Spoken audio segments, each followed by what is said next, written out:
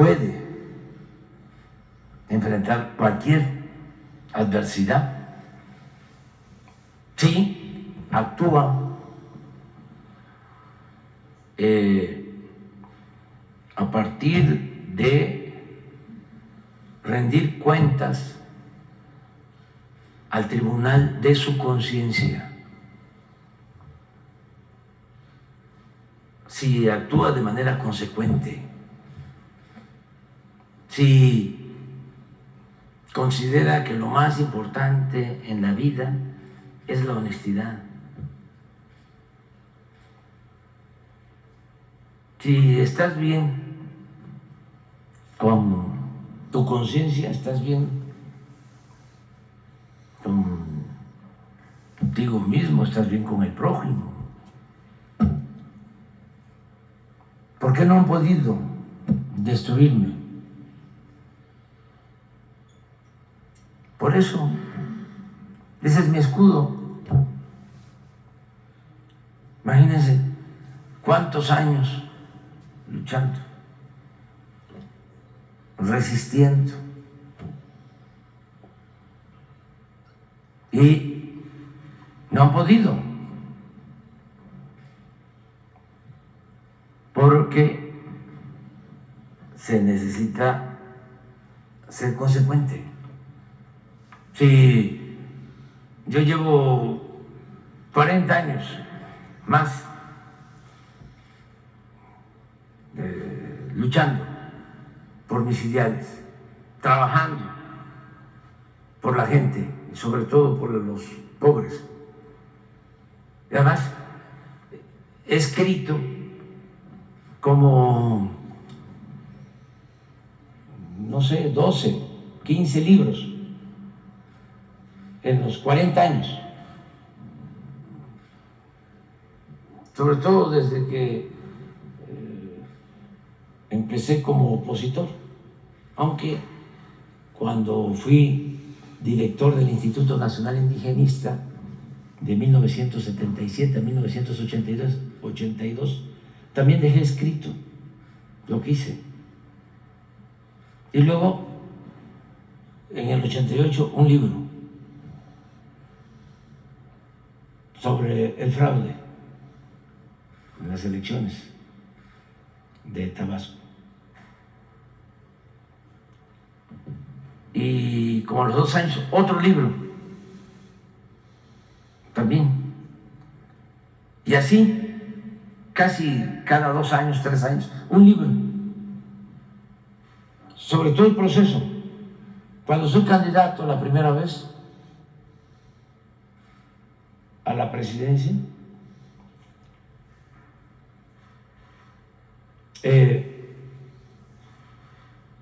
publico un libro que se llama Proyecto Alternativo de Nación.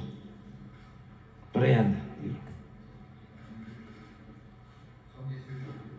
18 libros, sí.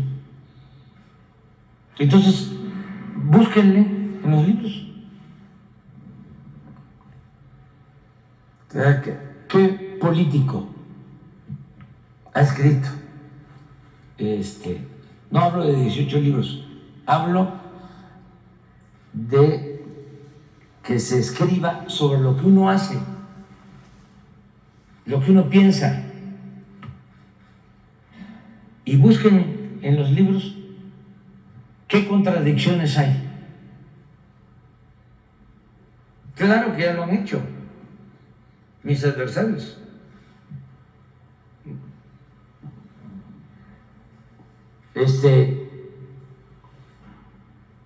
A ver, ¿dónde están las incongruencias? ¿En dónde dije que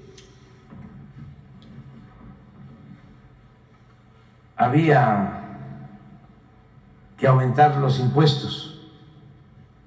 ¿Dónde? En todo el tiempo. ¿Dónde planteé de que no iban a ser los pobres los primeros en ser atendidos. ¿Dónde, en qué libro no hablé de que el principal problema era la corrupción? Ahorita les mencioné uno de 1988 sobre el fraude en Tabasco. 1900,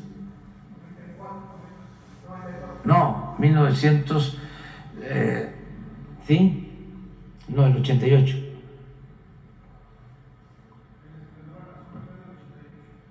Ese fue, no, pero en la elección, Tabasco víctima del fraude, del 90. Ahí me acuerdo, que explico por qué decidí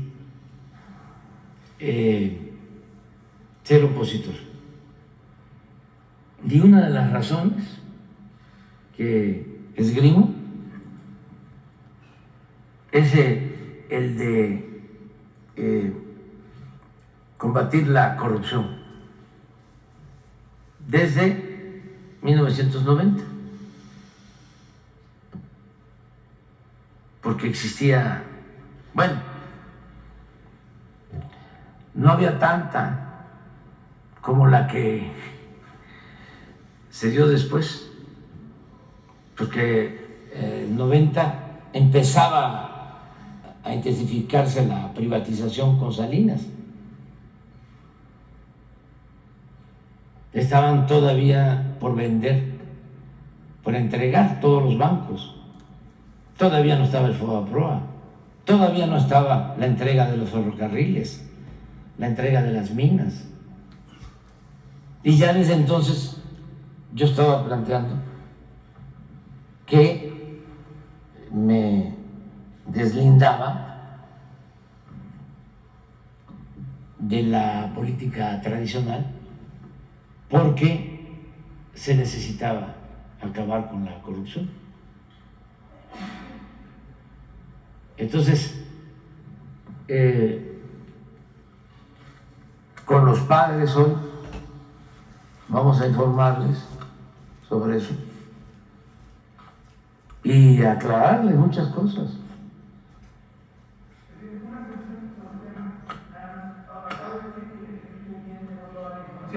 Eso incluye la petición de los padres a través del IEI de documentos clasificados que la Sedena no quería entregar. Todo. Es que no hay más. Se entregó todo. Es algo que precisamente fue una de las razones para que el IEI se retirara, que el ejército no había entregado ciertos documentos con partes de esa noche. Pues no fue cierto. El ejército entregó todo lo que tenía. ¿Y los padres ese documento que ellos pidieron a través del IEI? Sí, se les va a decir toda la información que entregó el ejército. Pero es un archivo completo. ¿Va a estar el fiscal, el nuevo fiscal? Porque también sí. Era que no lo conocían. Ah, ¿cómo no? Ya él ha estado informando. Pero de todas maneras va a estar hoy. ¿Pero le había informado antes a los padres o es la primera vez que va a hablar con ellos? Yo creo que ya habló con ellos. Sí. Sí. Pero es que es increíble el nivel de manipulación. Ayer antier hubo una manifestación en Chilpancingo, en la zona militar, y un abogado de los padres dijo ahí que la responsabilidad era del ejército y que no habían entregado información, todo esto que tú estás planteando, pero más todavía, de que no se había hecho nada. Entonces, por eso yo quiero hablar con los papás, para decirles, yo he estado pendiente. Es lo de las grabaciones estas de Chicago, de un grupo delictivo, los Guerreros Unidos, hasta New York Times sacó de que no se tenían las grabaciones o no las habían enviado. Y es mentira. Yo lo solicité, les pedí todas las grabaciones a la vicepresidenta de Estados Unidos, Kamala Harris, y ellos nos ayudaron y nos enviaron todo. Pero empezaron los manipuladores a decir que faltaban 2 o 3 discos que estaban supuestamente numerados, disco 1, disco 2, y luego pasaba el disco 5. Entonces, ¿qué pasó con el 3 y el 4? ¿No? Entonces, se pidió por escrito que entregaran todo y contestaron que ya no había material. Pero tenemos que estar actuando de esa manera porque están como buitres. Es temporada de sopilotes. Entonces tenemos que estar muy pendientes, pero no son los papás, las mamás, son los asesores y expertos, pseudos defensores de derechos humanos,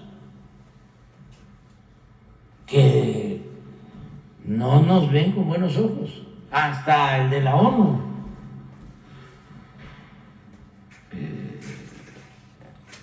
El representante aquí cree que somos iguales a los gobernantes de antes de México, con los que seguramente él llevaba muy buenas relaciones y además nunca, jamás decían nada cuando se torturaba, cuando se desaparecía, cuando había masacres, nunca.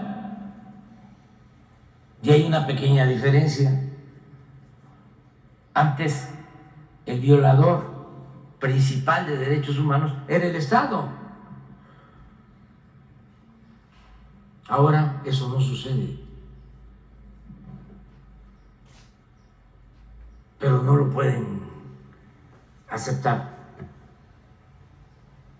porque pues se quedan sin discurso. Es como cuando un periodista en una entrevista me dijo: ¿y qué pasa con los vuelos rasantes en Chiapas? Y me reí, porque eso era en la época del autoritarismo, ¿no?, del PRIAN. ¿Cómo vuelos rasantes?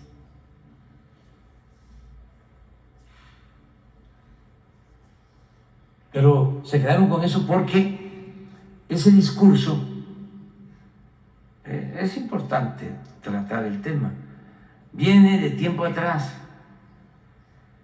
cuando no querían que se transformara el país. Todas estas organizaciones llamaban a no votar.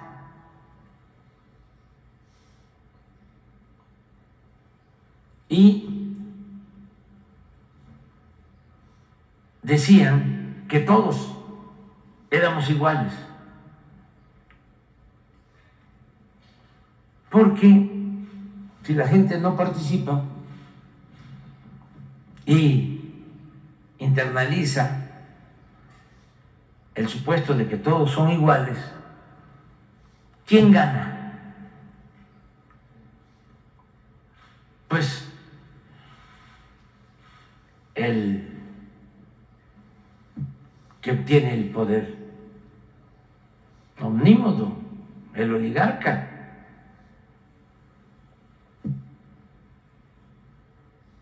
sucedía.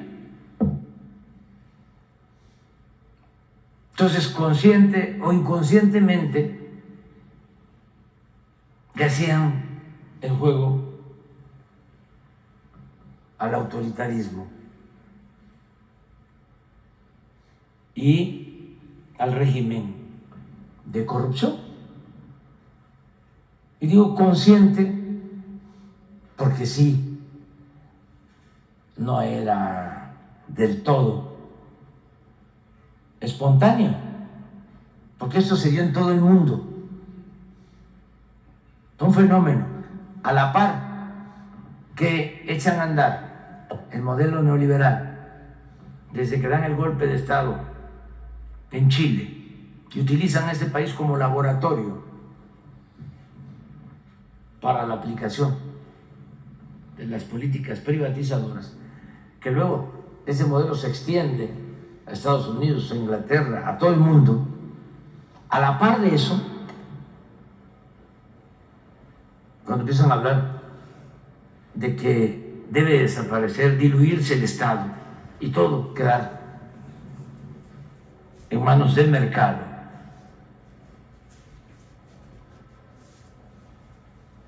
a la par de eso, empiezan a fomentar el surgimiento de las llamadas nuevas políticas públicas. Y surgen una variedad de políticas públicas. Y la llamada sociedad civil. Todo para que volteáramos a ver hacia otro lado, mientras ellos se dedicaban a saquear. Y nosotros nos olvidábamos de que lo más importante era la lucha por la igualdad económica y social, y que teníamos que enfrentar los problemas de pobreza que se originan fundamentalmente por la corrupción, por el robo, por el saqueo, por el predominio de una oligarquía. Entonces, dejamos de ver eso y nos dedicamos a ver todo lo demás. Les cuesta mucho a quienes se formaron así, o quienes decidieron aceptar, no solo consciente sino inconscientemente, ese discurso. Les cuesta mucho aceptar de que hay un cambio, que ahora para nosotros lo fundamental es lo que no era importante en el periodo neoliberal. ¿Qué no les importaba a los potentados, desde luego, y a los medios, y a los académicos, y a las universidades? No les importaba cuestionar el principal problema de México, que era la corrupción. Nunca les importó.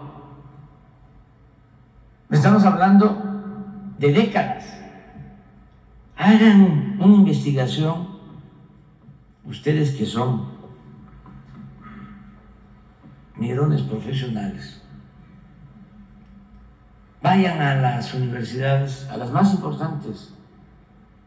No vayan a las privadas, vayan a las públicas. Incluyan al Colegio de México, incluyan al CIVI y desde luego la UNAM,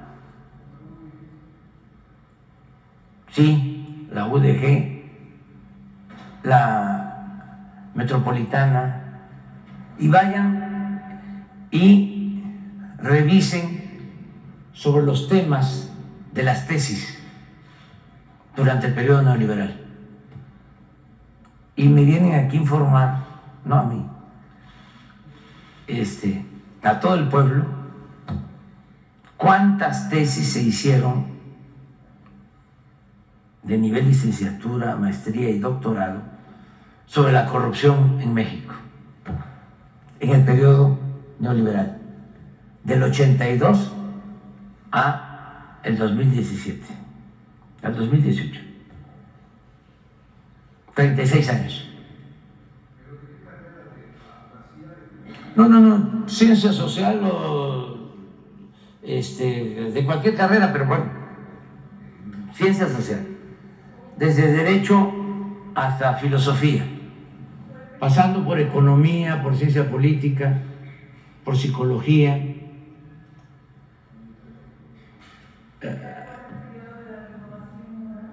¿Mande? ¿Periodo de la renovación moral? Sí, desde el 83 hasta 2018. Son 36 años. Y van a ver, no existía el tema, no era importante. Desde luego, si les pido, hagan el análisis de los discursos en el Congreso para ver cuántas veces se repite la palabra, el término corrupción, o revisen los informes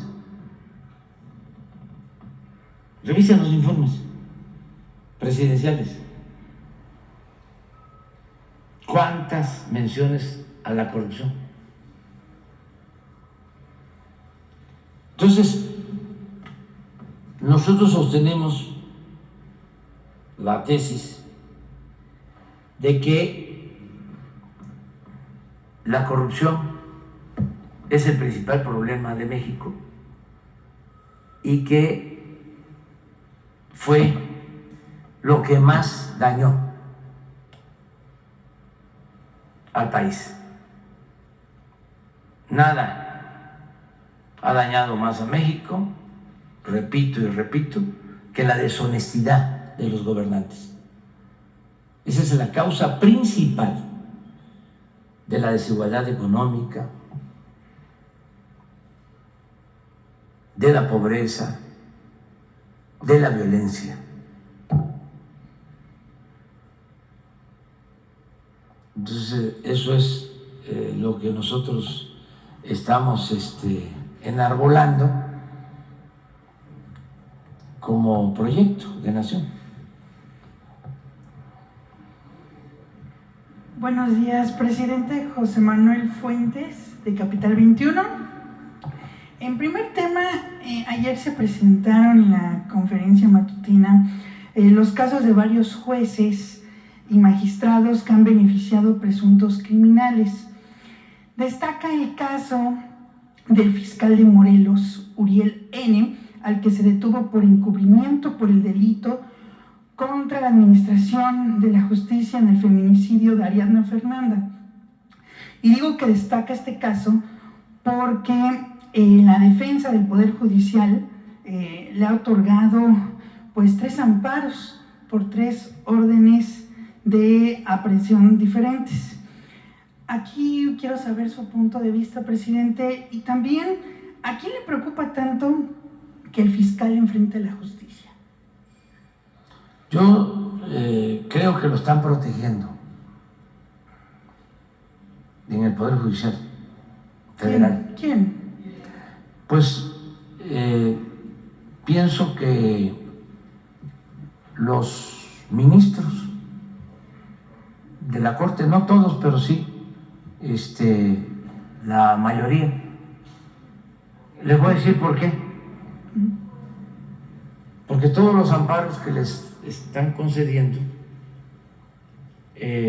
o la mayoría, hablan de que tiene fuero. Sí. Y resulta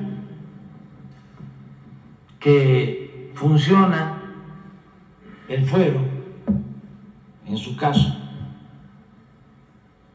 para presuntos delitos federales, no cuando se trata de delitos del fuero común. Eso es lo que me explican a mí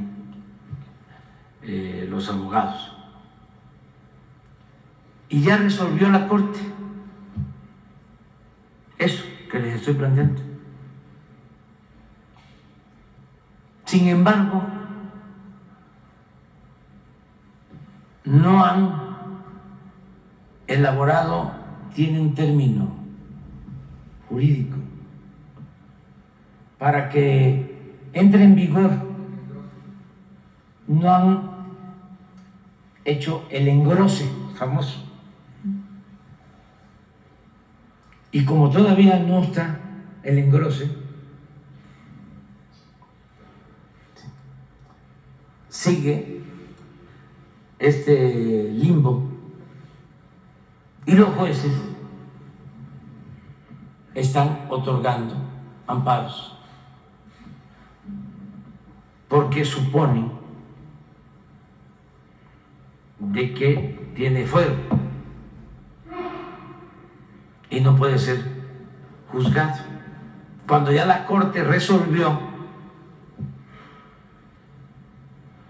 de que no hay fuero, no sé si en delitos del fuero común o del fuero federal, pero en uno de los fueros no aplica. A ver que te digan, Luisa María, la secretaria de Gobernación que está abogada, ¿en qué no aplica lo del fuero al fiscal? Para ser precisos, no perdemos nada, ¿no? Con preguntar, para no equivocarnos, lo mejor es preguntar. Ahorita nos van a decir. Entonces, no han hecho el famoso engrose. Es decir, es como si yo emito un decreto, pero no se publica en el diario oficial, o una ley que no sale publicada. Hasta que no esté publicada, no puede aplicarse. Pues eso es lo que están haciendo. Además me llama mucho la atención porque es uno, otro, así como tú me estás preguntando, otro amparo de los jueces que ya todos están, bueno, casi todos, para no generalizar. Tiene fuero para delitos federales, o sea, lo dije bien, no tiene fuero para delitos locales, pero eso lo resolvió la Corte, pero todavía no entra en vigor porque no han hecho el engrose. ¿A quién le corresponde hacer el famoso engrose? ¿A la presidenta de la Corte o a un ministro? A ver, pregunta. O sea, de una vez, ¿no? Sabemos. A la tardanza, claro. O sea, ¿cómo no van a saber? La ministra Margarita Ríos Fajardo. La ministra Margarita Ríos Fajardo debe de tener mucho trabajo, ¿sí? Pero es lo que está sucediendo en general en el Poder Judicial. Por eso es importante la reforma al Poder Judicial, porque sí hemos avanzado mucho en la transformación, pero el Poder Judicial se quedó en la época de Salinas y de Diego. Se quedó anclado. Y de Zedillo, porque el Poder Judicial fue moneda de cambio cuando hicieron el enjuague PRI-PAN. Entonces, acuérdense que Zedillo nombró de procurador a un panista, Lozano Gracia, y ahí estaba Diego de asesor de Lozano Gracia. No formal, pero ahí estaba sentado, me consta, junto a Lozano Gracia. Y él era el que resolvía todo, siendo procurador Lozano Gracia con Zedillo. Pero no solo fue la procuraduría, fueron jueces, magistrados, ministros, de todo. Entonces, eso está intacto, se ha mantenido inalterable. Se requiere una renovación tajante, y eso solamente se puede hacer si el pueblo de México lo decide. Y el procedimiento no es tan complicado. Es dejarle al pueblo la elección de los jueces, de los magistrados y de los ministros. Que es el pueblo el que los elija. Así como el pueblo elige a los presidentes municipales, a los diputados locales, diputados federales, senadores, gobernadores, presidente de la República,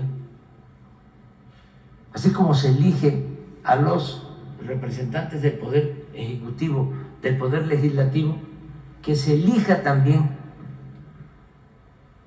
a quienes representan el Poder Judicial.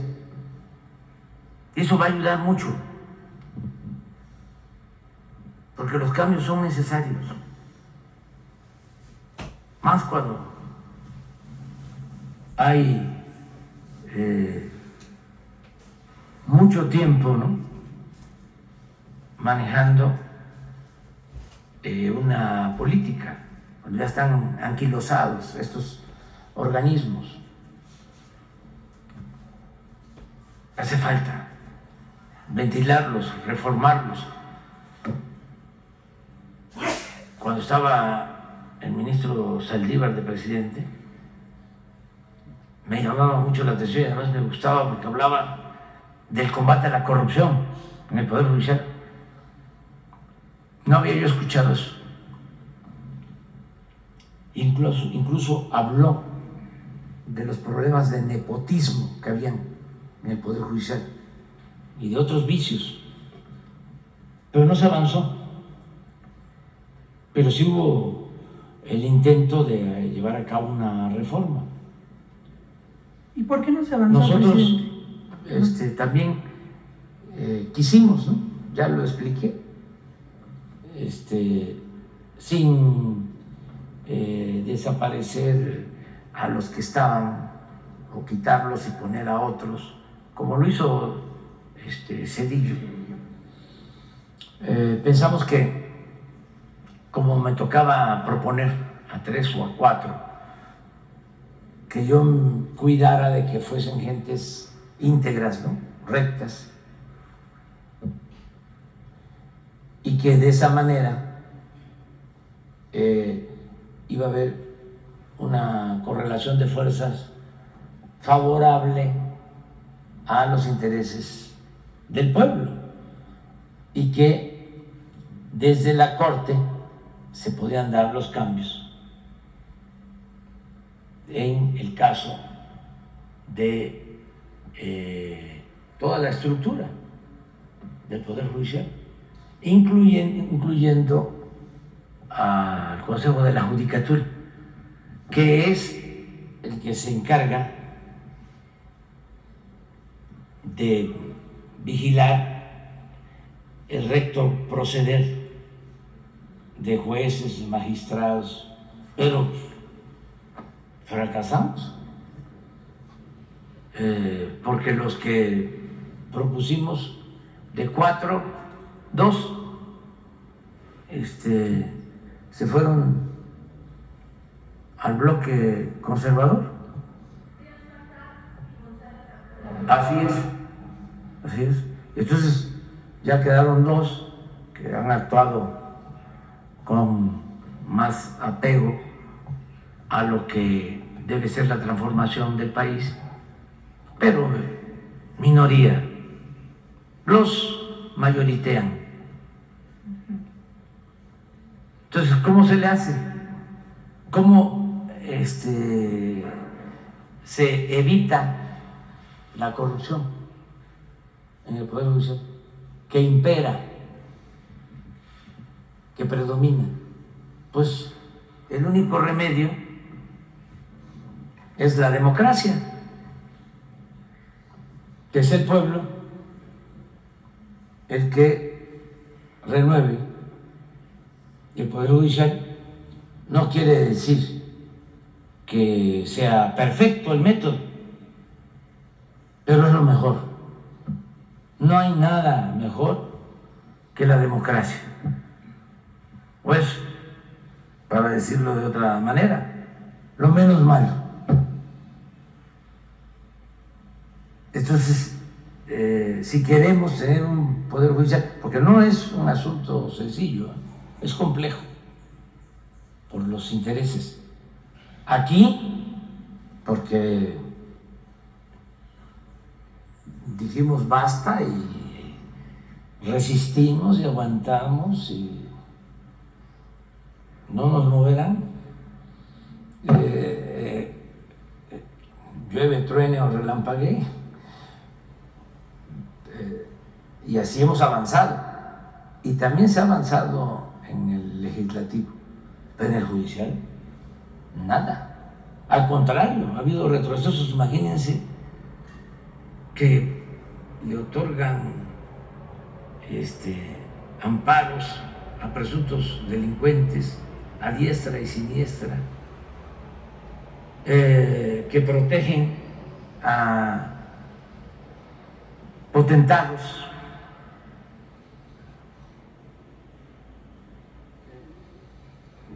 que le liberan las cuentas a la esposa de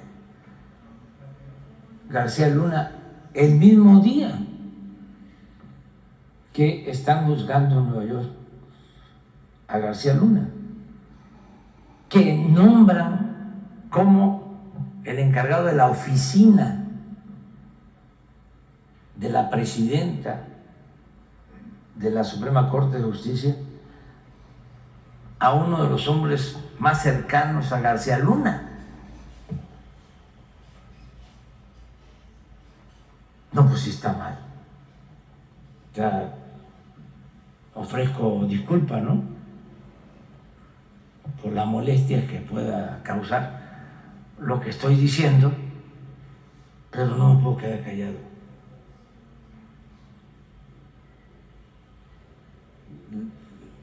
También no se deberían de quedar calladas las organizaciones de abogados, los colegios de abogados, las barras. Entonces, ¿dónde está el derecho? Presidente, y hablando también del Poder Judicial, ¿qué opina del nombramiento de Celia Maya en el Consejo de la Judicatura? Lo veo bien porque la señora Celia Maya ya fue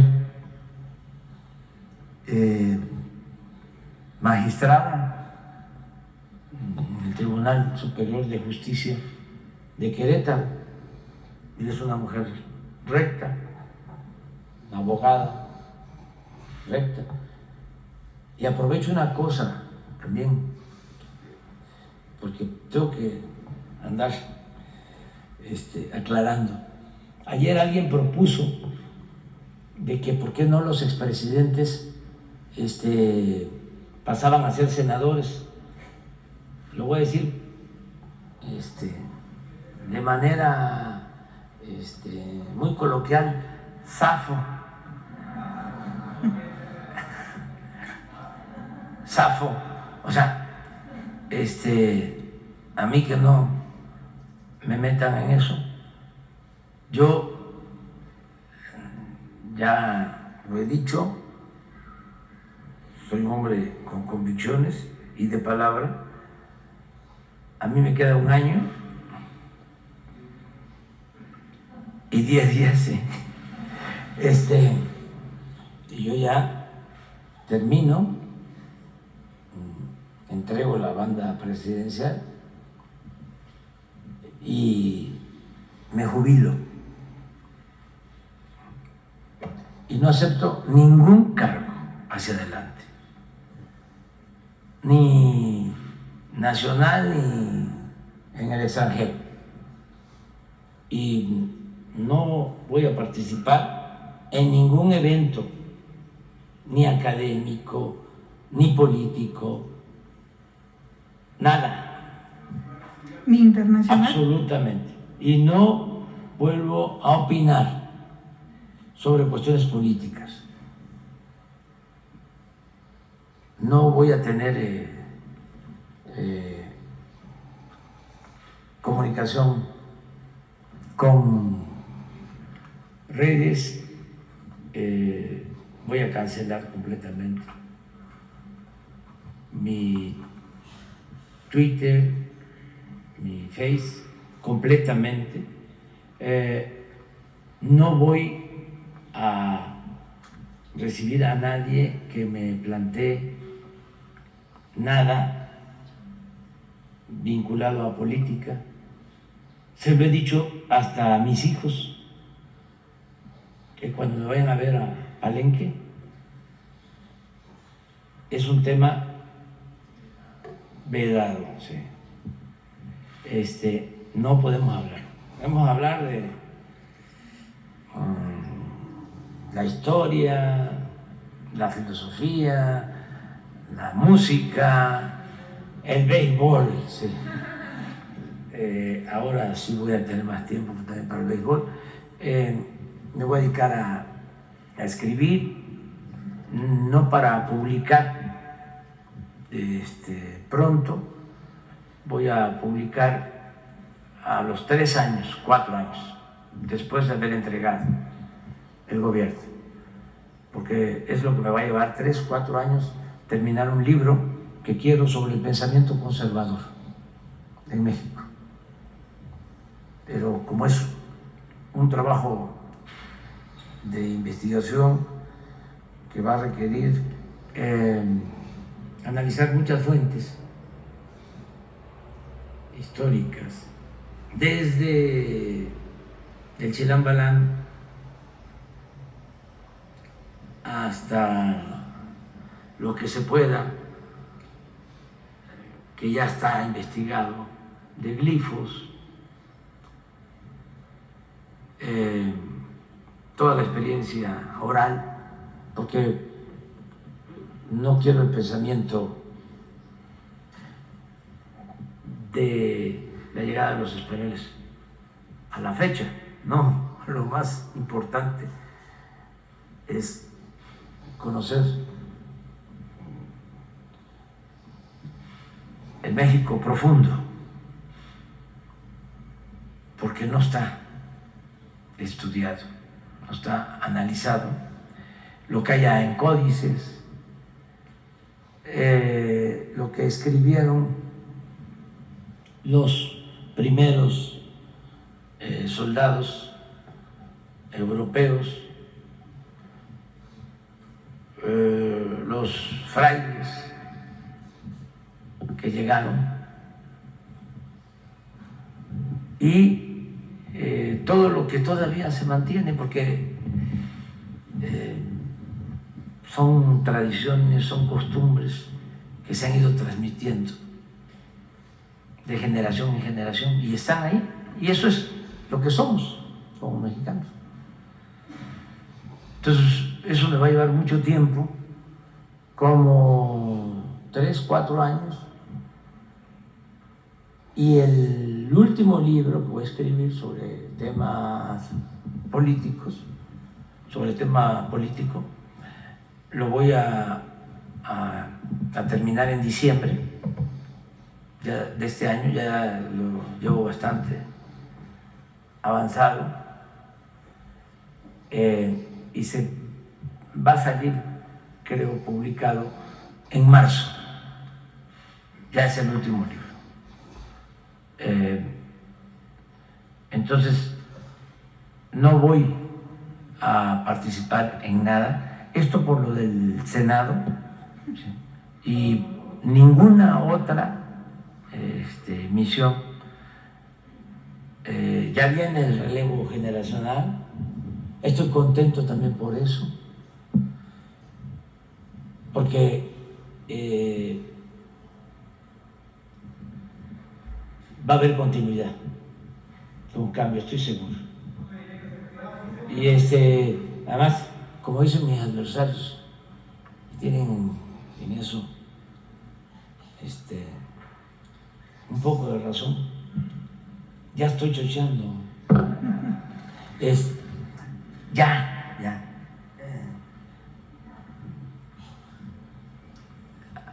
Le decían a don Adolfo Ruiz Cortines, el viejito, y resulta que yo tengo más edad que él.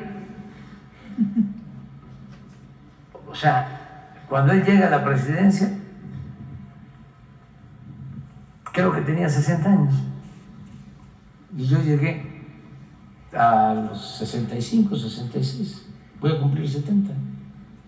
Soy el de más edad en toda la historia de México como presidente constitucional, el de más edad. Claro, si nos comparamos con otros gobernantes del mundo, soy un chamaco. Es mayor, con todo respeto, el presidente de China, el presidente de Rusia, Biden, el presidente de la India, el presidente de Brasil, Biden, el presidente de Estados Unidos, son mayores. Yo soy de los jóvenes, pero estoy aflojado en terracería. Ya es cerrar el ciclo, ¿no? Que eso es lo que voy a hacer. Y también ir avisando con tiempo de que no es que voy a ir a ver a nuestro amigo, pues sí, somos muy amigos de todos, y lo voy a ir a visitar. No me va a dar tiempo, o le voy a ir a pedir que me ayude con esta gestión, este trámite. No voy a poder hacerlo. O sea, también lo tengo que ir diciendo. Entonces, lo voy a ir a ver a Palenque. También, pues su escrito, seguramente alguien que me acompañe lo va a recibir, pero yo no voy a tener ya ninguna injerencia de nada. Ahora, que nos vamos a seguir queriendo hasta el último día de nuestras vidas. Ahora sí que es amor eterno. Pero ya quiero cerrar el ciclo, porque si no, vamos a caer en sentirnos insustituibles, se cae hasta en lo que se conoció cuando dominó tanto tiempo Porfirio Díaz. Se le llamó el necesariato. Y nada de jefe máximo, ni caudillo, ni líder moral, ni mucho menos cacique, nada. Ya vienen nuevos, son muy buenos, muy buenos, por eso estoy contento. Además, ya estamos terminando de sentar las bases de la transformación. ¿Y quién es el motor del cambio? El pueblo. Entonces, no hay nada ya que preocuparnos, y van a darle continuidad a la transformación. Estoy seguro, la gente ya no va a aceptar la corrupción y la manipulación, la humillación, el racismo, el clasismo. No.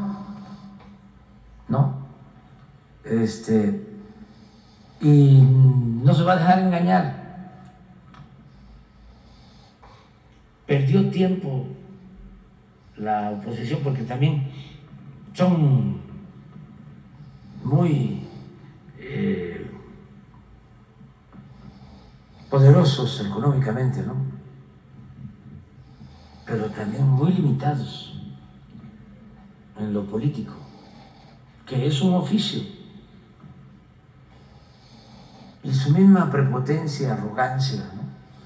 Y la costumbre de que ellos eran los dueños de México, los hizo perder sensibilidad, hasta sentido común, que es el menos común de los sentidos, juicio práctico. Se dedicaron a decir, se está arruinando México, ¿no? Se va a caer México, padecemos de una tiranía, ahí se viene la crisis económica, hay que comprar dolaritos, etcétera, etcétera, etcétera, etcétera. Y no fueron capaces, primero, de entender los sentimientos de la gente. Porque si hubiesen actuado con una postura de apertura, ¿no? Dice, a ver, ¿qué está sucediendo? No. El pueblo está mal. El pueblo lo está manipulando. Como diciendo, el pueblo está tonto. Nosotros somos los que sabemos y nosotros somos los políticos.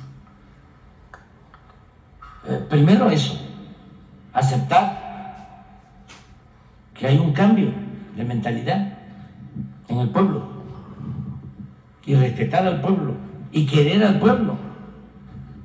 Pero bueno, no se les pida tanto, que no se les pida tanto, que entendieran que era importante construir un liderazgo.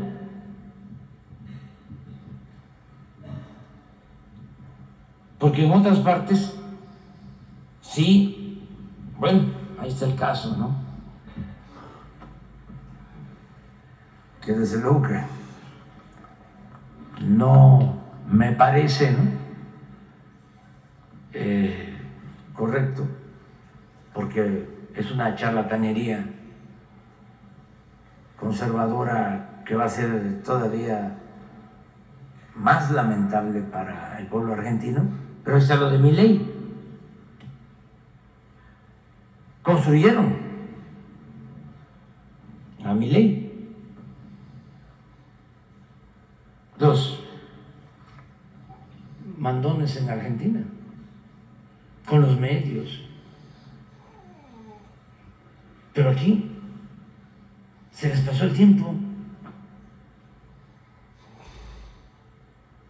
Entonces, ¿con quién?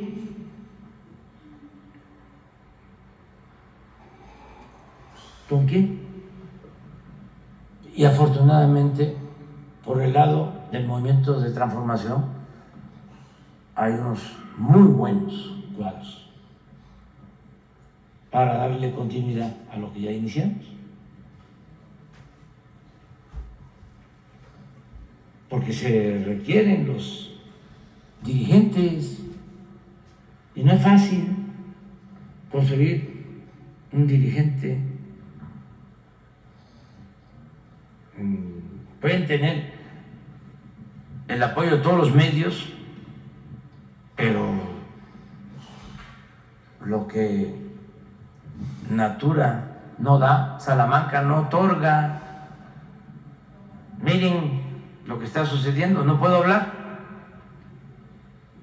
pero es de atisbo en atisbo, de error en error.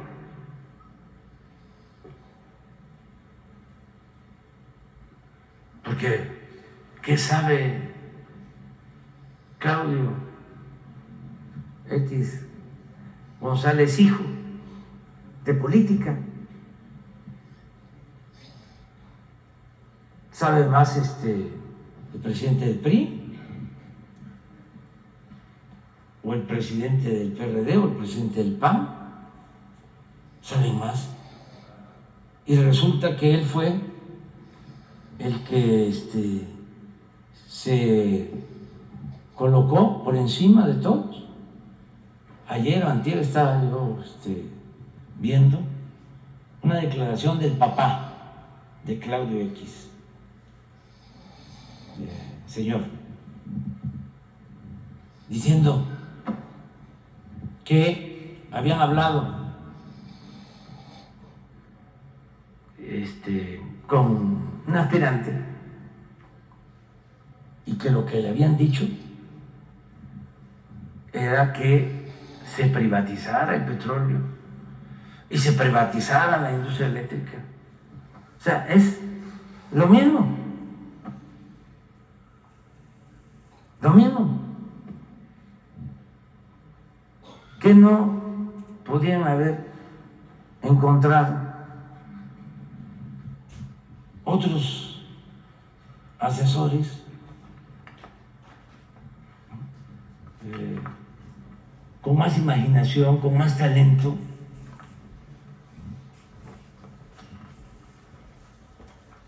incluso los medios, las mesas de análisis.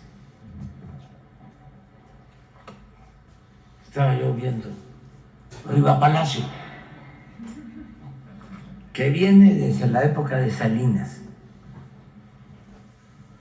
era de los predilectos de Salinas, o sigue siendo de los predilectos de Salinas, pero ya eso fue hace 20 años, ¿no? O más. ¿Cuándo fue Salinas?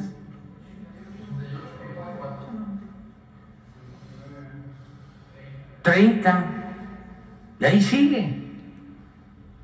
Fue hasta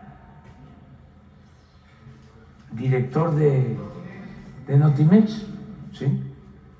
Y está lloviendo. Sí.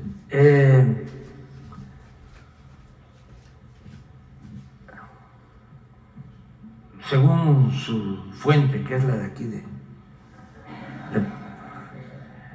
Pegaso, ¿sí?